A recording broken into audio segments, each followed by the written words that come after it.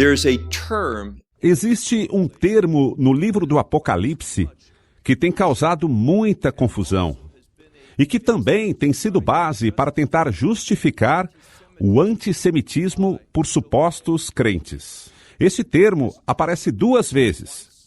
A primeira em Apocalipse 2:9 e a segunda vez em Apocalipse 3:9. Naquela seção que fala sobre as 7 congregações da Ásia Menor. E o termo sobre o qual estou falando é a sinagoga de Satanás. Deixe-me agora levantar algumas questões.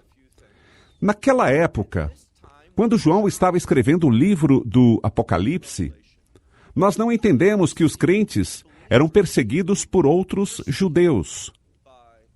Mas ao invés disso, vemos que a perseguição vinha de Roma. Então, não eram judeus perseguindo crentes judeus e crentes não judeus, mas em Roma, um império de gentios que tinham uma fé oposta à fé no Messias de Israel.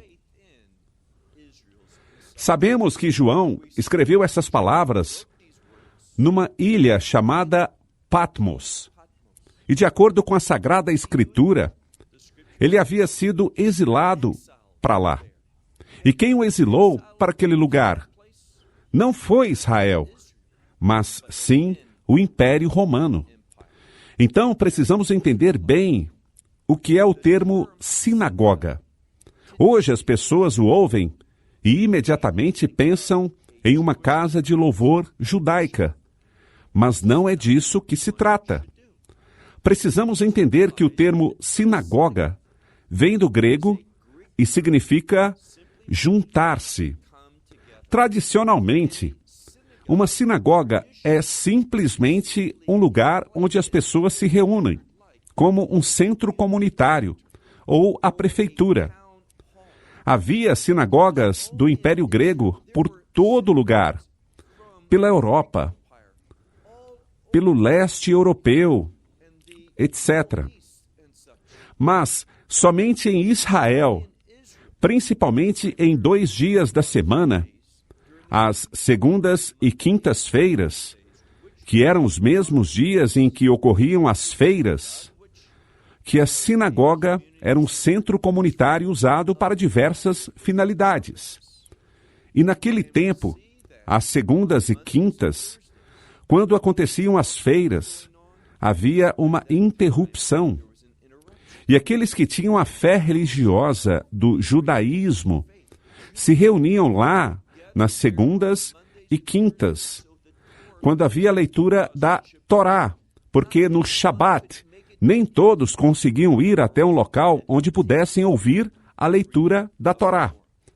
Então, ao ouvirmos sinagoga, imediatamente pensamos em algo que esteja relacionado à comunidade judaica. Isso mostra uma pobre compreensão da história. Reforçando, a sinagoga era simplesmente um centro comunitário. E aquele nome era usado não apenas em Israel, mas em todo o Império Grego. E não estamos falando do Império Grego, mas do Império Romano. Mas o termo continuou. Por quê? Porque a língua grega era muito forte em boa parte do mundo por causa da influência de Alexandre o Grande. Então, quando falamos sobre a sinagoga de Satanás, não devemos pensar que é um local de culto judaico. Não, devemos entender que é um tipo de prédio administrativo.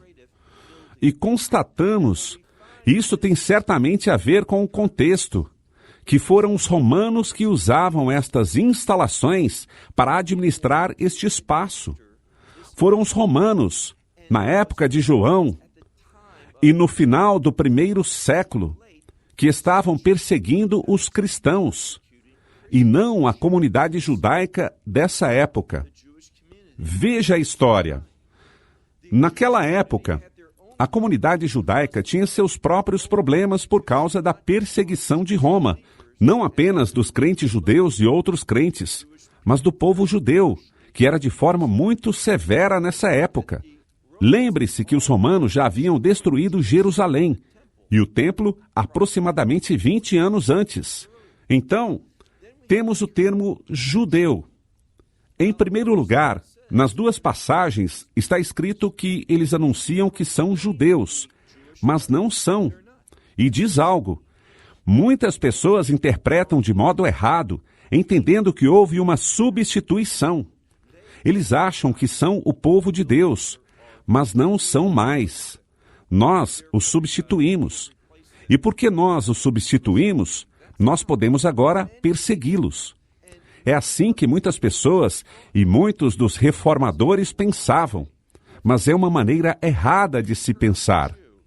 Quanto ao termo judeu, ao encontrá-lo no livro do Gênesis, quando a criança que nasceu, que tinha o nome de Yehudá, nós entendemos que este termo é usado para se dar graças, para dizer louvores e fazer adoração a Deus. Ou seja, essas pessoas que se encontram nesse prédio administrativo, aqueles que fazem parte do Império Romano, com sua liderança localmente em seus lugares, eles estavam perseguindo crentes.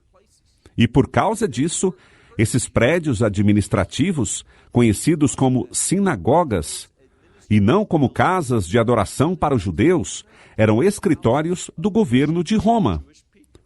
Os crentes viram que sua perseguição não vinha apenas de pessoas.